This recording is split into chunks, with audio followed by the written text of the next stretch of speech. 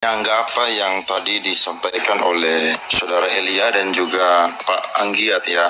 Yang pertama, saya menyanggah apa yang dijelaskan oleh Saudara Elia tentang Bunda Maria tadi. Ya, saya adalah seorang pendeta di kalangan karismatik. Tepatnya saya adalah gembala jemaat di salah satu gereja karismatik ya.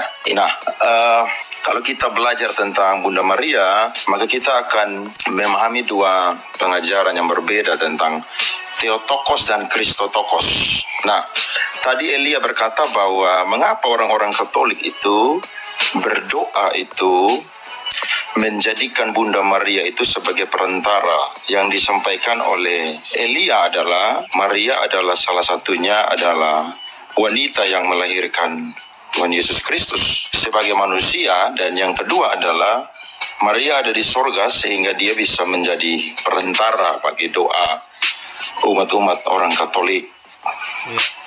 Betul ya? Sebelum saya jawab, ya. Enggak. Pertanyaan Bapak itu sudah keliru. Saya tidak menyatakan Bunda Maria itu perantara. Tetapi, nah ini nih, ya, bagus ini tidak saya jawab karena Anda sudah salah dengar. Coba Anda jelaskan. Hari Minggu itu hari yang baik bagi kita.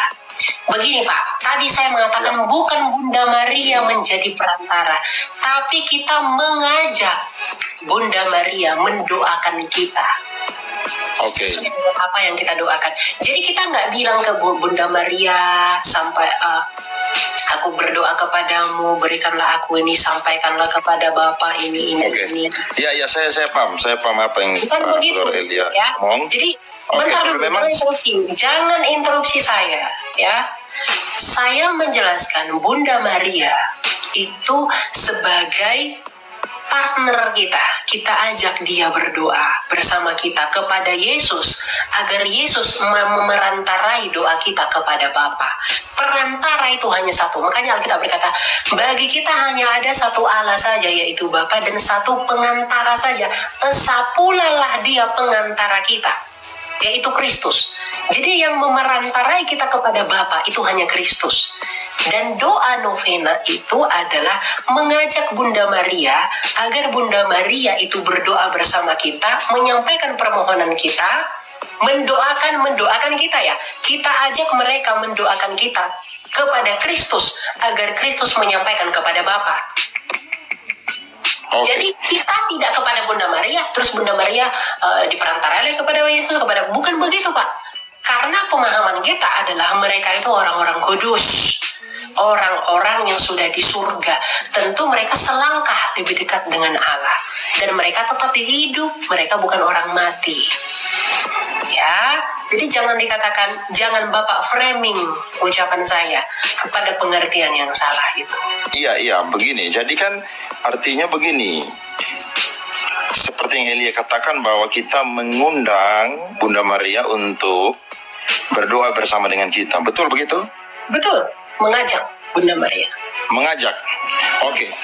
Kalau seperti demikian, saya minta dasar Alkitab di mana tertulis hal demikian.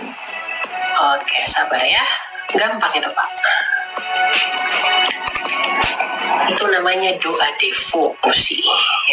Ya. Berdevosi. Sabar ya. Oke. Yohanes 11 ayat 25. Bentar ya. Yohanes 11 ayat 25. Ia akan hidup walaupun ia sudah mati. Lagi pula kita itu semua, kalau di dalam Yesus dikatakan kita sudah mati, dia akan hidup walaupun dia sudah mati. Artinya orang percaya itu diperhitungkan sebagai satu tubuh di dalam Kristus. Satu tubuh di dalam dia. Ya, nah ketika kita satu tubuh di dalam dia, artinya kita pun memiliki persekutuan dengan orang kudus yang ada di surga. Karena apa? Karena surga dan bumi itu hanya perpindahan tempat antara kita orang percaya yang masih di bumi, yang belum menyelesaikan waktu kita, dengan dia yang sudah ada di surga. Nah, jadi ketika kita itu orang percaya di bumi dan orang percaya di surga, itu disebut sebagai satu tubuh, satu iman, satu baptisan dan satu Tuhan. Nah, tadi di dalam Yohanes 11 ayat 25 tadi dikatakan bahwa siapa yang percaya kepadaku, ia akan hidup walaupun ia sudah mati. Jadi kita itu percaya bahwa orang-orang yang ada di surga sana, mereka itu sudah mati secara badania, tapi mereka tetap hidup di sana.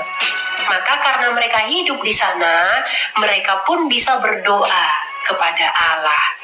Nah, untuk itulah kita yang masih tinggal di bumi mengajak mereka untuk berdoa bersama kita kepada Kristus, agar Kristus menyampaikan kepada Bapa. Gitu. Jadi tidak menyembah. Halo. Ya, gitu ya Pak ya. Ya, sabar. Apa yang Anda tafsirkan itu sangat-sangat tidak alkitabiah. Perhatikan konteks Yohanes 11. Yohanes 11 adalah Yesus sengaja menunda untuk pergi dan menyembuhkan Lazarus. Dan ketika dia ada di situ, Lazarus itu sudah dikuburkan 4 hari dan sudah berbau. Tapi kalau kita baca konteksnya, latar belakangnya, bagaimana Yesus sengaja melakukan hal itu? Karena dia ingin supaya ada begitu lebih banyak orang lagi yang percaya kepada dia. Jadi kalau Elia berkata bahwa orang percaya di sana, apakah hanya merujuk kepada yang di peristiwa Lazarus saja? Ya, maksudnya saya tidak bicara tentang itu. Yang dimaksud adalah kita fokus kepada orang percaya, Pak, yang hidup walaupun sudah mati. Jangan melenceng. Iya, orang percaya. Oke, kalau dikatakan hidup, walaupun dia sudah kalau dikatakan mati. hidup, kalau dikatakan hidup, apakah kurang dari yang namanya Tuhan Yesus mendoakan kita sehingga kita perlu mengajak mereka untuk mana ada Yesus mendoakan kita? Yesus itu imam besar kita. Kamu pun sudah salah. Tidak ada Yesus mendoakan kita. Dia adalah imam besar, pengantara, tidak mendoakan. Beda, itu beda. Salah satu tugas Yesus di surga adalah mendoakan kita. Selain menyediakan tempat bagi kita, tapi dia juga menjadi perantara bagi kita. Dia memerantarai kita. Memerantarai itu, Pak. Itu tidak biar kamu. No, dia itu tujuan, Pak. Dia itu tujuan, bukan terminal. Makanya dikatakan dalam Kolose 1 ayat 15, dia itu gambar dari Bapa.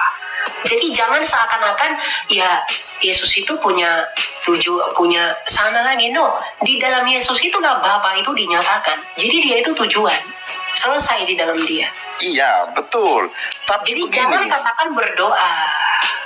Jadi begini, tidak ada yang namanya orang-orang yang sudah mati itu mendoakan kita. Dalam teologi Protestan dan teologi itu apapun. Tafsir Anda bebas menafsirkan apa yang mau kamu tafsir. Tapi kamu tidak punya hak menyalahkan gereja purba. Yang saya tanyakan tadi adalah di mana ayat yang mengatakan bahwa Bunda Maria itu mendoakan kita? Lalu di mana ayat yang melarang untuk tidak bisa berdoa, mengajak orang di surga untuk berdoa? Justru tidak ada ayatnya, sehingga kalau tidak ada berarti dilakukan tidak apa-apa, tidak dilakukan pun tidak masalah. Oke, ya sudah. Kalau begitu saya kasih ayat aja yang simpel. Matius 6 ayat yang ke-9. Yesus mengajarkan bahwa berdoalah seperti demikian. Bapa kami yang ada di surga. Untuk apa kita memerlukan Bunda Maria, membutuhkan Petrus, membutuhkan Paulus? Kita hanya mengajak. Kita hanya mengajak, bukan menyembah mereka. Bapa kami yang di surga, kita memanggil Bapa kita. Sedangkan kepada Bunda Maria, itu kita tidak menyembah mereka. Kita mengajak mereka untuk berdoa. Sekalipun Yesus memberikan teladan kita berdoa kepada Bapa, itu tidak membuat apa yang kita lakukan dengan berdevosi itu menjadi salah. Jangan sesat berpikir. Tidak seperti demikian. Menurut saya tidak. Kenapa? Karena tidak apa-apa. Menurut Bapak, teologi modern yang baru lahir di abad ke-20 itu tidak punya kuasa membantah teologi abad pertama. Sebentar sedikit ya Pak Yolanda. Sebentar Pak Yolanda.